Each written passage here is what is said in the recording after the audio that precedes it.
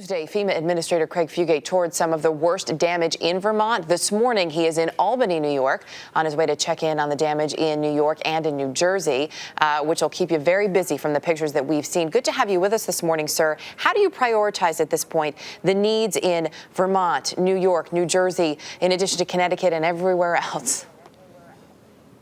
Well, it's really simple. We start with life saving, and then we look at those critical needs for the power outages and stuff, and then we look at recovery. And we still are in very much a rescue operation yesterday, still rescue operations going on here in New York.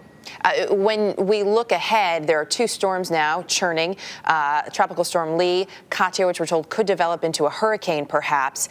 Could FEMA handle another disaster at this point? Well, the idea is, yes, we try to make sure that we get this disaster stabilized. That's why we're focused here. These other storms are sometime out, and again, looking at our resources, we balance ourselves because we don't know when the next disaster is going to occur. In terms of balancing yourself, there's a lot of talk about funding for FEMA. First question for you, are there enough funds to cover not only what we're dealing with Irene, as you're still assessing the damage, but what else could be coming down the line?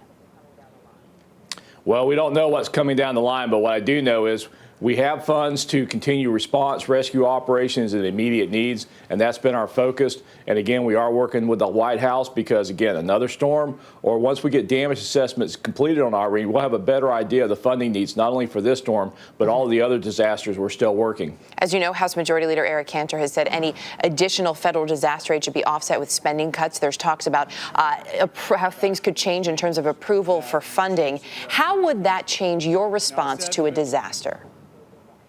It will not change anything that FEMA is doing. Again, these are issues that need to be worked out, but our focus is on response. And again, we're working with the White House on the funds that will be needed to continue recovery efforts in this and other disasters. Are you concerned at all, though, if there is a change in the way funding is allocated for your agency, that it could impact the way you can handle and respond to a disaster? I think unless they change our mission in the law, we're going to continue to do what we're supposed to do, which is support American citizens in their time of need, support governors when disasters happen, and continue to bring all the resources of the federal government to bear when our communities and states need us. FEMA Administrator Craig Fugate, thanks for your time this morning, sir. Thank you.